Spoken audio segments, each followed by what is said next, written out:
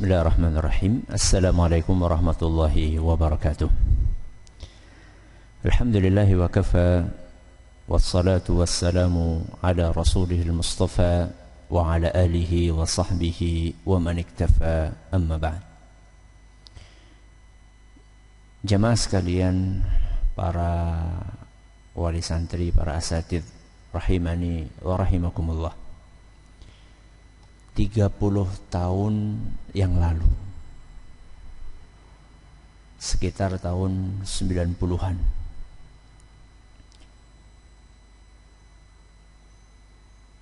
kami menyaksikan ayah kami, Ustaz Zaini Muhayyad rahimahullah ta'ala, menghadapi santri-santrinya di pesantren Miftahus Salam Banyumas. Hari-harinya beliau berupaya untuk mendidik para santri beliau di pondok tersebut. Sebagaimana umumnya lembaga pendidikan, tidak semua santri sesuai dengan apa yang diharapkan. Ada saja anak-anak yang susah untuk diatur, untuk dididik, dan seterusnya. Namun beliau tidak putus asa untuk terus mendidik santri-santri tersebut. Ada berbagai pesan yang kerap beliau sampaikan ke kami yang saat itu masih usia SD, ya, sekitar 10 tahunan, 11 tahunan. Di antara pesan yang beliau sampaikan yang masih saya ingat hingga saat ini adalah,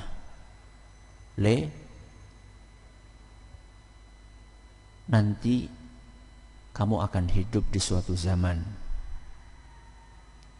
di mana tantangan dalam mendidik anak itu lebih berat, lebih susah dibandingkan zaman abimu saat ini. Beliau menyampaikan kepada kami bahwa di zamanmu nanti, sekarang ini maksudnya, kamu akan menghadapi rintangan, tantangan, kerikil-kerikil tajam yang lebih banyak dibandingkan yang Abi hadapi saat ini. Ketika itu karena mungkin usia yang masih belia, masih anak-anak, saya tidak terlalu mengerti apa yang beliau sampaikan, sekaligus juga antara percaya dan tidak percaya.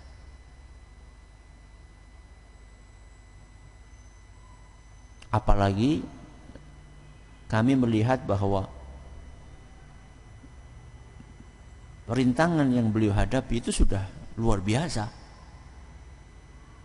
Menghadapi anak-anak saat itu sudah luar biasa beratnya.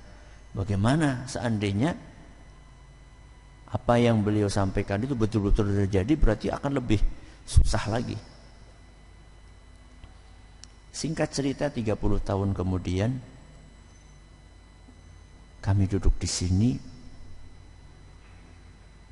dan betul-betul merasakan beratnya mendidik anak, mendidik santri di zaman ini. Apa yang beliau sampaikan dahulu memang benar,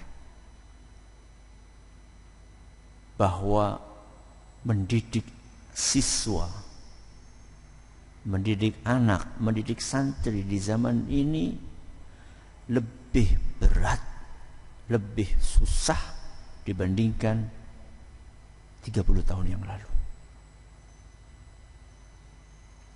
Apalagi dengan adanya pembelajaran online. Tidak ada pembelajaran online saja. Orang tua sudah kewalahan menghadapi anaknya yang suka gadget.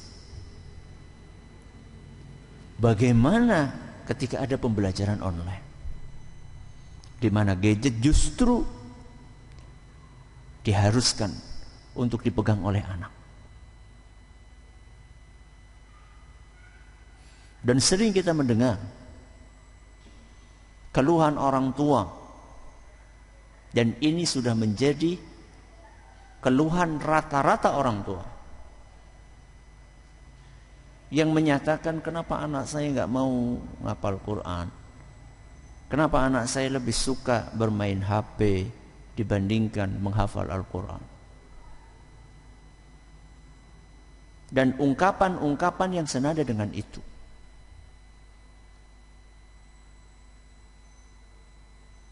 Kita yang hidup di zaman ini, yang Allah takdirkan bertemu dengan masa pandemi dan mengalami pembelajaran online seperti ini, tidak boleh putus asa. Karena fa inna ma'al usri yusra.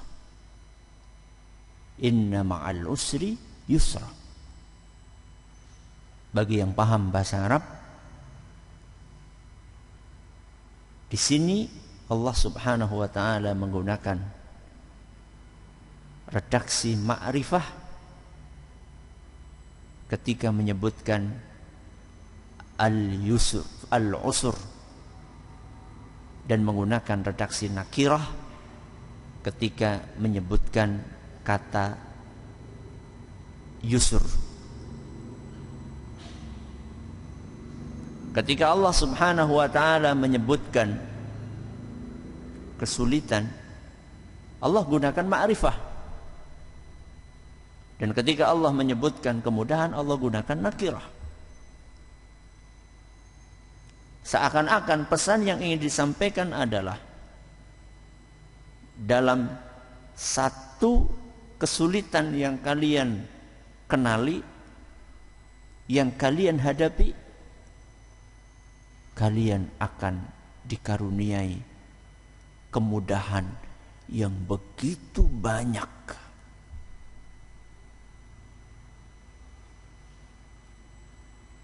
Kesulitan yang kalian hadapi satu atau dua,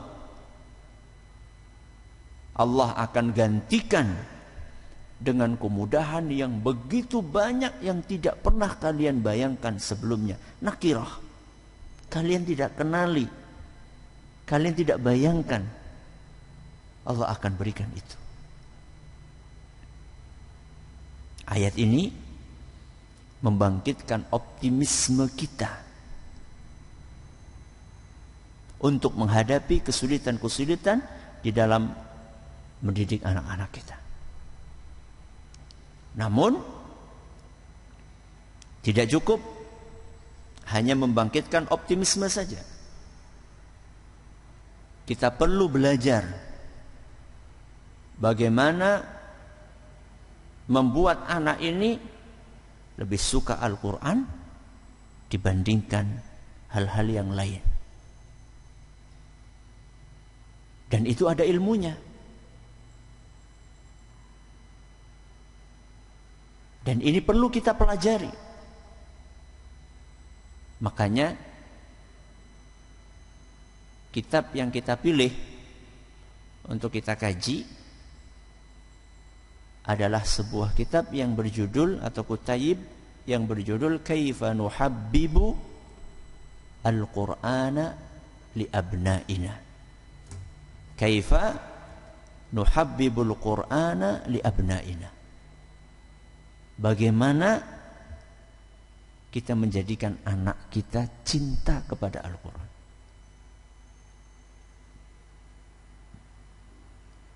Ini yang kadang dilupakan. Banyak orang tua menuntut anaknya untuk menghafal, membaca, dan dia lupa. Seyogyanya yang pertama kali dilakukan adalah bagaimana menumbuhkan anak cinta kepada Al-Quran sebelum mereka membaca. Ketika kita tidak ikuti tahapan tersebut, kita paksa anak kita untuk menghafal sebelum anak kita jatuh cinta kepada Al-Quran, yang terjadi seperti apa yang kita rasakan. Anak susah, anak malas, alasan ini dan alasan itu, karena dia menjalankan aktivitas tersebut bukan karena dorongan hati yang suka kepada Al-Quran.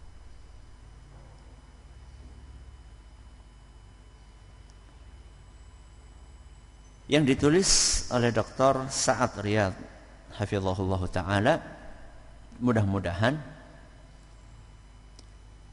Allah subhanahu wa ta'ala memberkahi majelis kita. Kita akan awali dengan membaca muqaddimah yang ada di halaman 5. Mana ya, Kak?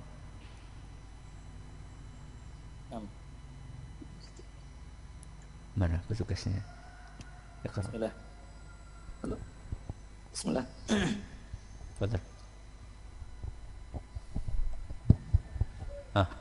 Atau Ustaz Sugih ya? Ana yang baca, Ustaz. Sugih. Nah, Ustaz Sugih. Fadhal. Bismillahirrahmanirrahim. Qala al-muallif Dr. Sa'ad Riyad hafizahullah ta'ala. Al-muqaddimah. Al-abna'u amanatun min Allah ta'ala yamnahuha liman yasha'u waqta ma sya' wa yamna'uha amman yasha'u biqadarin wa hikmah. Wa hadhihi al-amanatu tahtaju ila ri'ayati ad-da'imah wa ila at-tarbiyati wat-ta'lim al-qa'imain 'ala ususin sahihah. Wa ila at-tarbiyati wat-ta'lim al-qa'imain 'ala ususin sahihah. ولهذا ينبغي أن يتعلم كل مرب كيف يعطي بهذه الأمانة حقها ويتعلم كل جديد من الأدوات والوسائل التي بها يتأكد من أداء مهمته حتى يحقق أسمى النتائج. ومن المهام التي تحتاج إلى حرص شديد واهتمام بالغ من كل مرب هي البحث عن أفضل الطرق لتعليم الأبناء القرآن الكريم. فتعليم القرآن أصل من أصول الإسلام، فينشأ الأولاد على الفطرة وتسير إلى قلوبهم أنوار الحكمة قبل تمكن الأهواء منها وسوادها بأكدار المعصية والضلال. Nah, di awal muqaddimah beliau menyampaikan bahwa anak itu amanah. Anak itu amanah yang Allah berikan kepada sebagian orang tua di waktu yang dikehendaki oleh Allah.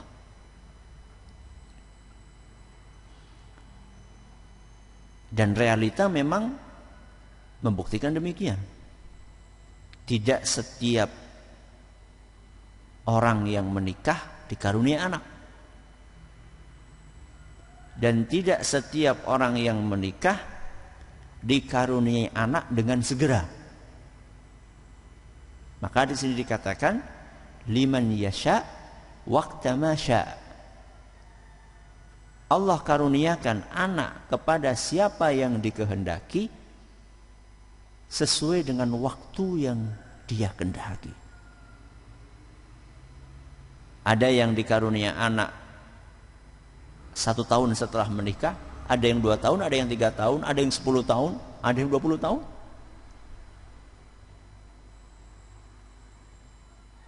Dan ingat, ada juga sebagian orang tua yang tidak Allah karuniai anak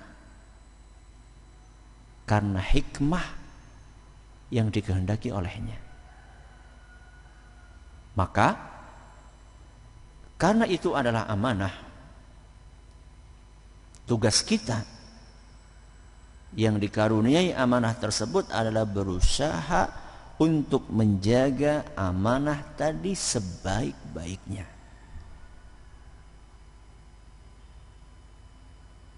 Apa bentuknya? Ar-riayah, merawat, at-tarbiyah, mendidik, at-ta'lim, ngajari. Tapi merawat, mendidik dan mengajari itu tidak boleh asal-asalan. Harus dibangun ala ususin sahihah. Harus dibangun di atas prinsip-prinsip dasar yang benar. Sehingga ngajar itu bukan asal. Mendidik itu bukan asal. Merawat itu bukan asal.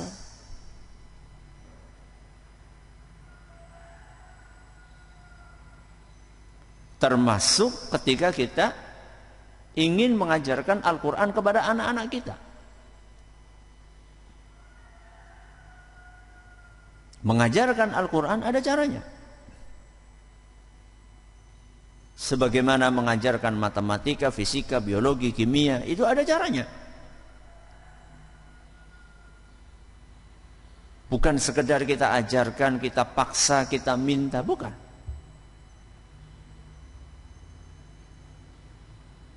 Dan semakin dini kita ajarkan Al-Quran itu kepada anak-anak kita, maka fitrah anak kita akan semakin terjaga. Allah bantu kita untuk melancarkan proses mendidik anak-anak kita dengan dikaruniai anak-anak kita fitrah oleh Allah. Dan fitrah ini kalau sampai kita sia-siakan, kitalah yang akan menanggung akibat buruknya. Karena fitrah yang Allah tanamkan di dalam setiap anak yang Allah takdirkan lahir ke muka bumi ini bisa berubah.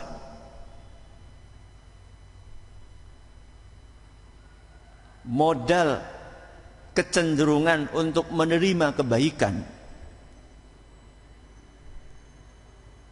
yang ada di dalam hati anak-anak kita ini bisa rusak seandainya tidak kita rawat sebaik mungkin. Dan salah satu cara merawatnya adalah dengan mengajarkan Al-Quran kepada anak kita sejak dini. Nah, ولقد عرف الصحابة أهمية حفظ القرآن وأثره في نفوس الأبناء فانطلقوا رضوان الله عليهم يعلمون أبناءهم القرآن استجابة لتوجيهات النبي صلى الله عليه وسلم.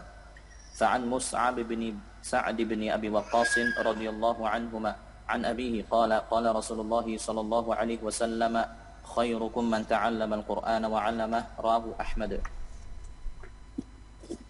وبالتالي فإن تعليم القرآن الكريم يعطي للإنسان صفة الخيرية ولا سيما إذا كان هذا التعليم والعطاء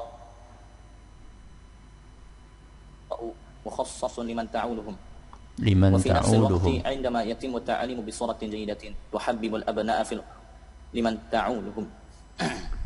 وفي نفس الوقت عندما يتم التعليم بصورة جيدة تحبب الأبناء في القرآن الكريم. Nah, siapa yang sudah membuktikan itu? Para sahabat Nabi SAW. Ketika fitrah itu dirawat dari kecil dan terus kita jaga, bukan justru dirusak dengan gadget dari kecil. Banyak orang tua yang mengeluhkan sesuatu yang dia bikin sendiri. Anak saya kenapa kecanduan gadget? Lawang dari usia 3 tahun sudah dikasih gadget. Ya. Dengan alasan biar enggak ganggu orang tuanya yang lagi main HP. Ternyata orang tuanya juga main HP. Siapa yang telah membuktikan bahwa fitrah ketika dirawat dengan baik itu akan menghasilkan karakter yang luar biasa? Para sahabat Nabi SAW. Walaqad arafa sahabatu ahamiyata hifdzil Qur'an wa atharahu fi nufusil abna. Para sahabat mereka tahu persis bahwa mengajarkan Al-Quran kepada anak sejak dini itu memiliki efek positif yang luar biasa dalam membangun karakter anak. Makanya mereka karena tahu hal tersebut sejak dini mereka sudah mengajarkan Al-Quran kepada anak-anak mereka. Banyak contoh sahabat, Ibnu Abbas radhiyallahu anhu, ya, Ibnu Umar radhiyallahu anhuma, Abdullah ibnu Amr radhiyallahu anhuma, dan masih banyak yang lainnya. Mus'ab bin Umair dan para sahabat-sahabat yang lainnya. Orang tua saat itu tahu persis nasihat yang disampaikan oleh Nabi SAW, khairukum man ta'allama al-Qur'ana wa 'allamah. Manusia yang terbaik adalah yang mengajarkan Al-Quran, yang belajar Al-Quran dan mengajarkannya. Manusia yang terbaik. Berarti kebaikan yang akan kita dapatkan tergantung sebanyak apa kita belajar Al-Quran dan mengajarkannya. Kalau kita ingin mendapatkan kebaikan yang maksimal, maka belajarlah Al-Quran dan ajarkannya secara maksimal. Jangan harap kita mendapatkan kebaikan yang maksimal kalau kita belajar Al-Qur'annya minimal dan mengajarkannya juga minimal. Oke lah Ustaz, kalau belajar Al-Quran oke lah. Insya Allah kita belajar Al-Quran. Tapi ngajarkan Al-Quran, wong ana bukan guru TPQ Ustaz. Ana bukan guru tahfidz. Tapi ana juga pengen dapat kebaikan itu. Terus bagaimana solusinya? Alhamdulillah ana sudah belajar Al-Quran, tapi mengajarkannya kenapa bingung? Kenapa jauh-jauh? Ajarkan Al-Quran itu kepada anak kita.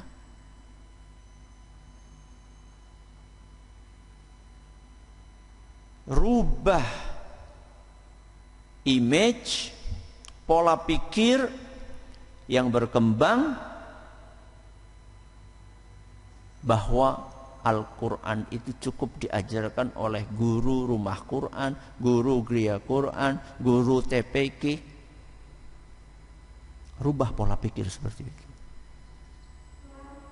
Yang paling berhak, yang paling berkewajiban untuk mengajarkan Al-Quran kepada anak-anak adalah orang tua.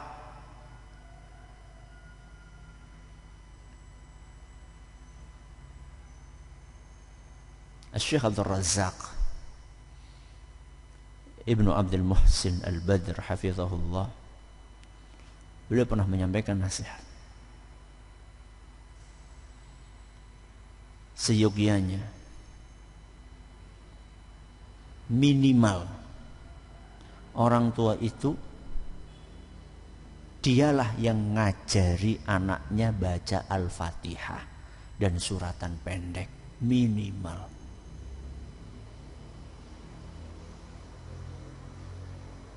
Jangan sampai Al-Fatihah dan suratan pendek pun yang ngajari adalah gurunya di sekolah. Kenapa? Kenapa beliau sampaikan seperti itu? Karena rugi.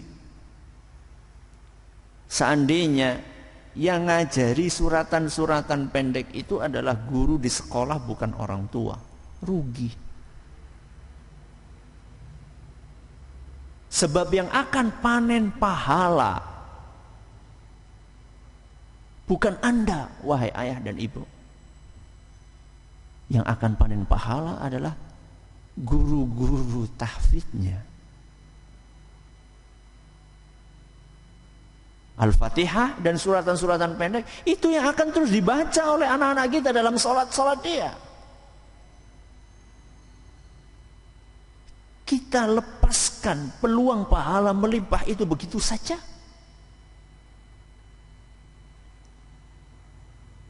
Tentunya apa yang disampaikan oleh Syekh Abdul Razak tadi adalah minimal.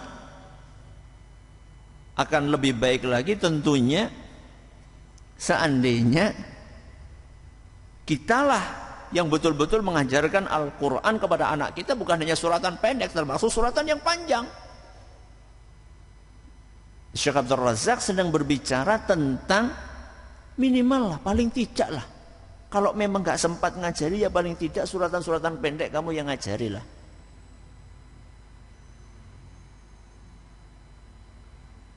Pahala melimpah menanti kita. Masa hanya sekedar mengenal huruf hijaiyah, itu pun juga kita serahkan kepada guru-guru jadi sekolahan. Dan terus tugas kita ngapain? Anak-anak kita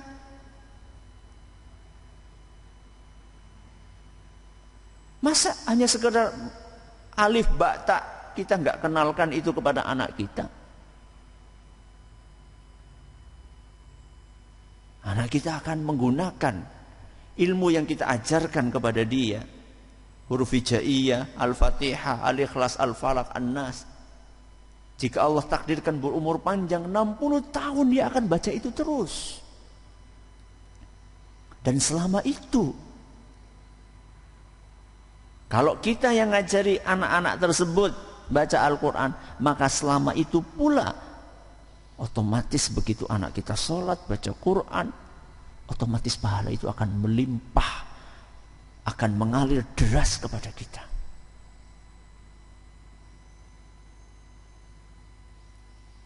Nah,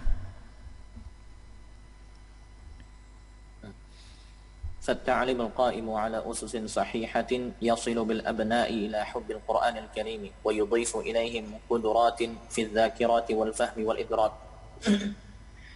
ومن هذا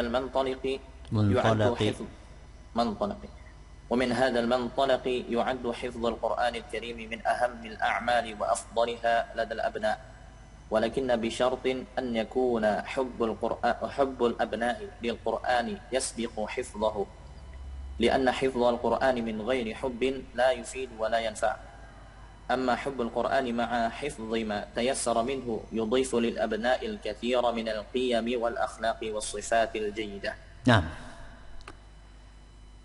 tapi di sini kembali diingatkan bahwa ngajari Al-Quran kepada anak itu ada aturannya, ada tahapan-tahapannya, ada prinsip-prinsip dasarnya. Ketika kita ajarkan Al-Quran kepada anak sesuai dengan aturan, maka keuntungannya satu, anak akan cinta kepada Al-Quran. Ketika Al-Quran diajarkan kepada anak sesuai dengan tahapan yang benar, maka keuntungannya satu, anak akan cinta kepada Al-Quran.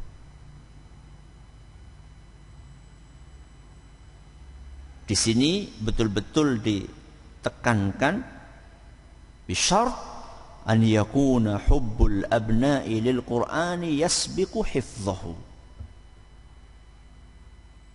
Seharusnya menanamkan kecintaan kepada Al-Quran dilakukan sebelum anak menghafal Al-Quran. Jadi tugas kita, para orang tua, para pendidik, para guru, sebelum sibuk ngajari anak-anak tersebut huruf hijaiyah, sebelum sibuk ngajari anak-anak tersebut ayat-ayat Al-Quran, mentalkin dia, tugas kita adalah bagaimana menumbuhkan kecintaan anak kepada Al-Quran. Itulah tahapan yang benar.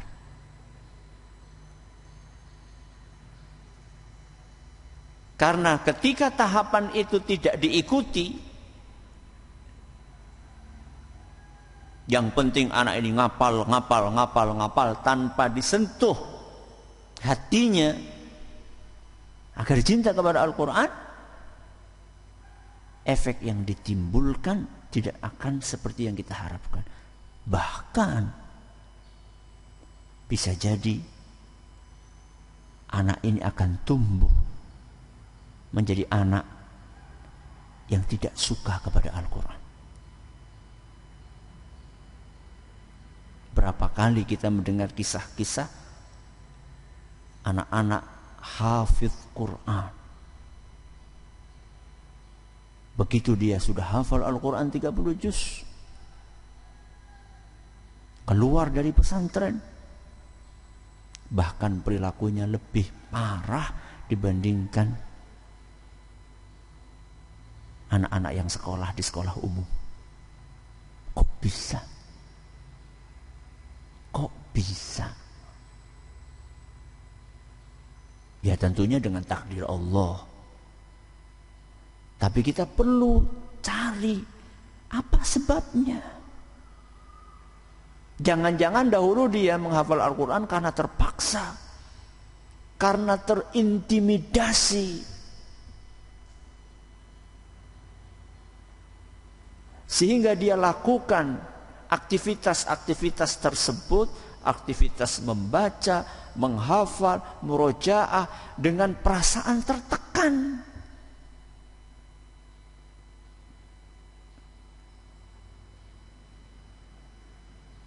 Maka ngajarkan Al-Quran ada metodenya, ada caranya, ada tahapannya. Ketika tahapan itu diikuti, satu, apa tadi? Akan menumbuhkan kecintaan anak kepada Al-Quran. Yang kedua, wa yudhifu ilaihim quduratin fi dzakirati wal fahmi wal idrak. Selain anak akan cinta Al-Quran, anak akan memiliki kecerdasan.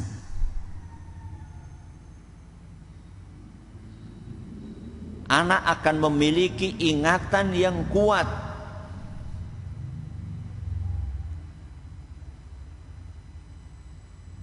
Mudah untuk memahami pelajaran.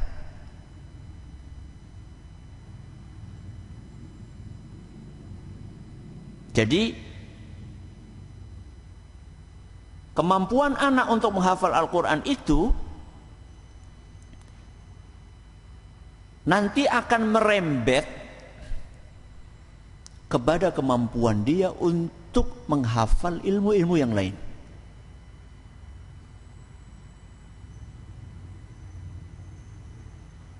Dan itu sudah terbukti.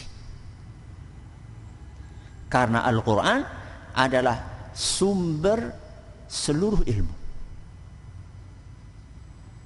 Ketika sumbernya itu dikuasai, maka ilmu-ilmu yang lainnya akan lebih mudah untuk dikuasai. Sehingga nggak usah dengarkan celotehan sebagian orang yang mengatakan sudah nggak zamannya menghafal. Enggak benar ungkapan seperti itu. Ngapain menghafal Al-Quran? Wong Quran banyak kok, perlu dihafal.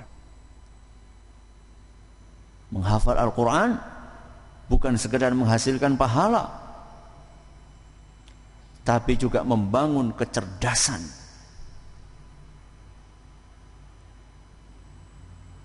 Makanya banyak kampus-kampus yang memberikan beasiswa kepada para hafidz Al-Quran. Karena terbukti kecerdasan mereka. Menghafal sesuatu yang berbeda bahasa saja bisa.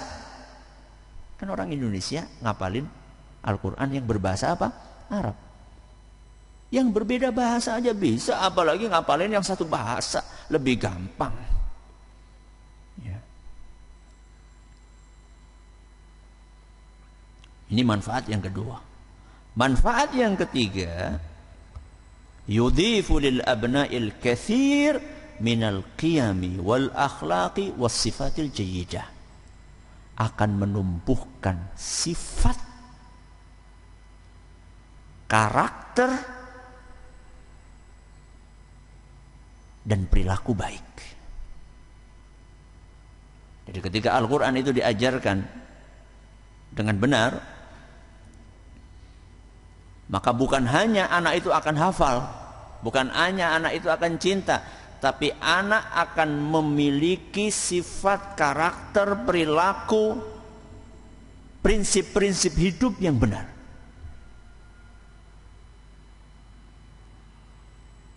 Kalau ngajarkannya benar.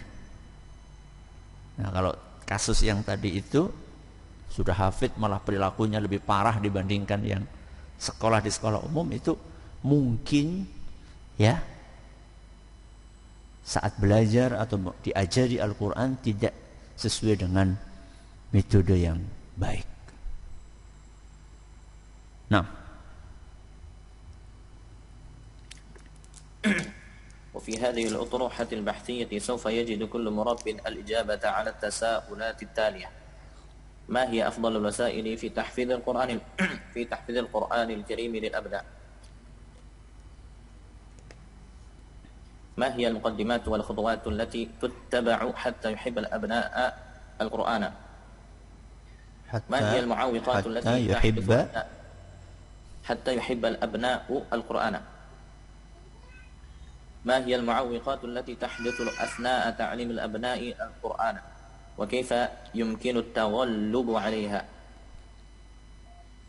كيف أختبر حب الأبناء للقرآن الكريم وغيرها من الموضوعات المتعلقة بمهارات المربي في تحفيظ القرآن الكريم للأبناء وحبهم له، والتي تشغل تفكير المربين والباحثين والتربويين. فنسأل الله تعالى توفيقه والسداد. Nah, kemudian beliau menutup dengan membocorkan ya beberapa pembahasan penting yang akan kita dapatkan di buku ini. Pertama, kata beliau, ma hiya afdalu al-wasaili fi tahfidhil Qur'anil Karim lil abna. Di buku ini kita akan dapatkan apa sebenarnya sarana terbaik. Sarana terbaik untuk digunakan anak menghafal Al-Quran. Apa sarana terbaiknya? Dan beliau nanti di sini bukan hanya menyampaikan sarana yang sifatnya klasik, termasuk beliau juga membawakan sarana-sarana yang sifatnya modern. Ya, kalau masalah sarana fleksibel. Bukan hanya dengan sarana klasik, modern pun beliau bawakan di sini. Dengan teknologi di zaman ini. Ma hiyal muqaddimati wal muqaddimatu wal khutuwatu allati tuttaba hatta yuhibba al-abna'ul Qur'an. Poin yang kedua, apa langkah-langkah yang mestinya kita jalani supaya anak cinta Al-Quran? Step-stepnya apa? Di usia sekian harusnya apa yang kita lakukan? Di usia sekian harusnya apa yang kita lakukan? Ini akan kita dapatkan di buku ini. Yang ketiga, ma hiyal mu'awwiqatu allati tahdutsu athna'a ta'limil abna'il Qur'an wa kaifa yumkinu at-taghallubu 'alaiha? Yang ketiga, apa biasanya kendala? Apa biasanya kendala yang kita hadapi saat kita mengajarkan Al-Quran kepada anak, dan apa solusinya? Berdasarkan pengalaman yang dialami oleh para pendidik. Biasanya kendalanya apa saja? Terus solusinya apa? Kaifa akhtabir hubbal abna'i lil Qur'anil Karim? Bagaimana kita ngetes anak kita ini sudah cinta Al-Quran atau belum? Atau dia hanya sekedar terpaksa ngapalin Quran? Dan tema-tema yang lainnya yang insya Allah akan kita temukan di sini. Mudah-mudahan bermanfaat. Wallahu ta'ala a'lamu bissawab. Masih ada berapa itu? 5 menit ya, sebelum jam 5. Silakan kalau ada pertanyaan bisa disampaikan. Baik Ustaz, jazakumullahu khairan kepada Ustaz Abdul Zain hafizahullah taala yang telah menyampaikan materi muqaddimah dari bahasan kitab Kaifa Nuhabbibul Quran li Abnaina. Alhamdulillah Ustaz, ada beberapa pertanyaan yang sudah masuk di kolom chat. Namun mayoritas pertanyaan Ustaz, Masya Allah, ternyata mayoritas pertanyaan itu merupakan pertanyaan yang barusan dibacakan. Jadi tentang bagaimana menanamkan rasa cinta kepada anak, rasa cinta terhadap Al-Quranul Karim kepada anak. Jadi ternyata jawabannya nanti akan dibahas di episode selanjutnya insya Allah. Namun di sini ada beberapa pertanyaan yang lain, mungkin Ustaz insya Allah akan kita coba bacakan untuk dipilihkan beberapa pertanyaannya, karena sudah lumayan banyak yang masuk. Baik, Assalamualaikum warahmatullahi wabarakatuh. Afan, saya Ummu Dipta dari SDIT Mutiara Hati. Apakah disarankan atau diperbolehkan jika anak yang belum bisa membaca Al-Quran untuk latihan menghafal menggunakan video dari YouTube dan membaca juz amma yang ada tulisan Latinnya? Syukron Ustaz. Tidak apa-apa, boleh-boleh saja. Cuman sifatnya bukan diharuskan, diwajibkan, enggak. Ya. Jadi sifatnya hanya sukarela saja. Ya, sifatnya sukarela. Akan lebih baik lagi seandainya orang tuanya lah yang membaca. Orang tuanya lah yang membaca. Jadi penggunaan video atau audio itu tidak boleh menggantikan peran orang tua. Jadi jangan sampai adanya alat-alat itu membuat kita menjadi tidak menunaikan tugas kita. Amat disayangkan ketika anak kita beri tontonan Al-Quran seperti itu, atau kita perdengarkan audio Al-Quran kepadanya, sedangkan kita sendiri malah sibuk bermain gadget. Ini sama sekali tidak bijak.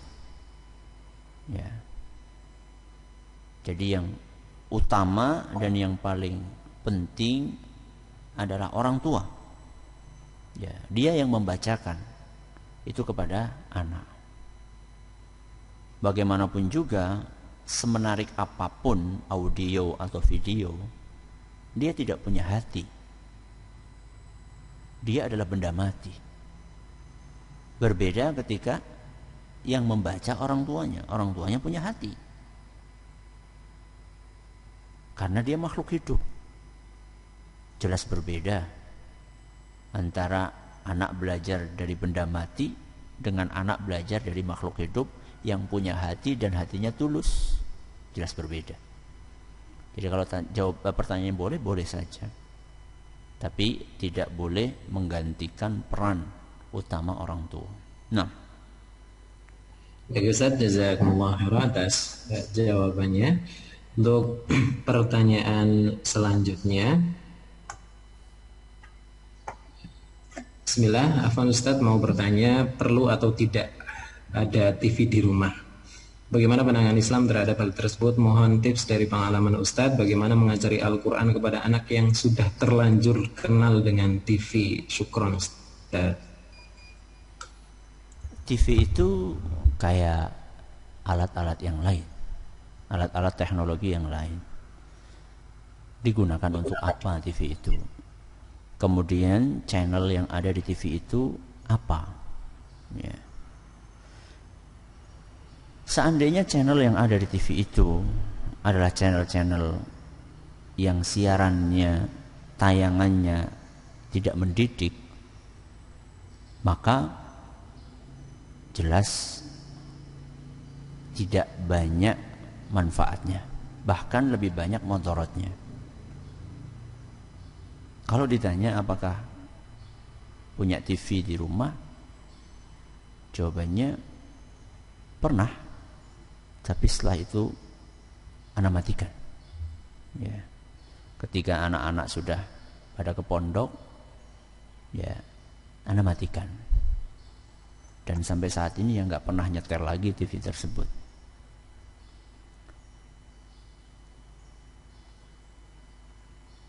Itu pun dahulu ketika ada TV di rumah, kita tentukan mana yang boleh dilihat dan mana yang tidak boleh dilihat. Kemudian ketika melihat itu kita dampingi, dan waktunya juga kita tentukan. Jadi bukan dibebaskan sebebas-bebasnya. Didampingi, ditentukan apa yang boleh ditonton dan waktunya seberapa. Dan boleh nonton kalau sudah menyelesaikan tugas yang sudah disepakati sebelumnya. Entah itu tugas menghafal Al-Quran atau tugas membantu orang tua. Ketika tugas-tugas itu tidak terpenuhi, maka jatah nonton pun akan melayang. Itu yang dahulu kami lakukan. Dan sebenarnya mengatur tontonan sendiri itu lebih gampang daripada kita mengikuti aluran acara yang ada di televisi. Jadi setiap televisi pasti dia punya susunan acara. Kalau memang kita ingin dan terpaksa mengadakan TV di rumah kita, maka jangan kita diatur oleh stasiun televisi itu, tapi kita yang mengatur.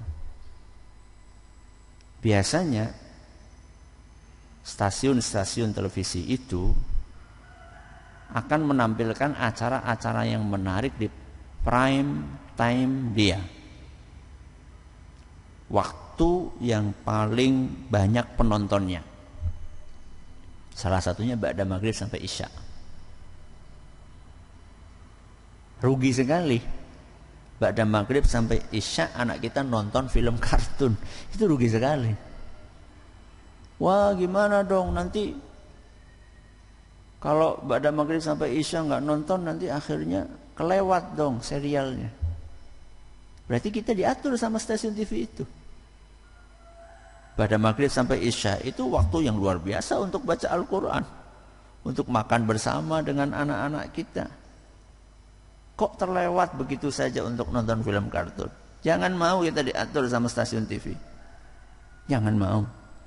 Karena mereka nggak terlalu peduli tentang pendidikan anak kita. Banyak di antara stasiun-stasiun TV tersebut mereka lebih peduli bagaimana menghasilkan pundi-pundi duit sebanyak mungkin. Kita yang atur, ya. Kita yang menentukan kapan nonton, apa yang ditonton, durasinya berapa lama, waktunya kapan, kita yang menentukan. Ya. Sehingga kalau kita pengen seperti itu, ya caranya kita yang menyajikan, kita yang nyari tontonan buat anak kita. Dan sekarang banyak, ya, sarana di internet banyak. Kita pilih mana yang cocok untuk ditonton oleh anak kita, kita yang download. Ya. Kemudian kita tentukan kapan waktu nontonnya. Ditemani kita tentunya, karena kadang-kadang walaupun sudah dipilih pun ada terselip hal-hal yang tidak baik. Kita ajarkan kepada anak kita, nak yang gini nggak baik. Ya, kadang-kadang kita nggak sadar. Ya, tontonan yang sudah lazim ditonton ternyata di situ menampilkan orang bencong. Ya, sebagaimana film anak-anak yang diimpor dari negeri jiran, kan ada karakter bencong di situ. Ya. Sehingga tanpa terasa anak kita itu nonton setiap hari ada karakter bencong, akhirnya dianggap itu biasa-biasa aja. Secara tidak langsung seperti itu. Sehingga kita pun harus waspada. Baik, cukup ya saya pikir. Ya, mudah-mudahan apa yang kita pelajari bermanfaat buat kita semuanya. Mudah-mudahan kita bisa lanjutkan kembali pada pertemuan berikutnya. Wallahu taala a'lamu bissawab. Silahkan ditutup kepada pembawa acara. Assalamualaikum warahmatullahi wabarakatuh. Waalaikumsalam warahmatullahi wabarakatuh. Assalamualaikum Ustaz. Jazakumullahu khairan. Kepada Ustaz Abdul Zain Hafizahullah Ta'ala yang telah menyampaikan materi dan juga menjawab beberapa pertanyaan. Maaf sekali kepada segenap wali santri ataupun asatid yang sudah melayangkan pertanyaan melalui chat di Zoom. Karena keterbatasan waktu sehingga hanya beberapa pertanyaan saja yang bisa disampaikan kepada Ustaz Abdul Zain Hafizahullah Ta'ala.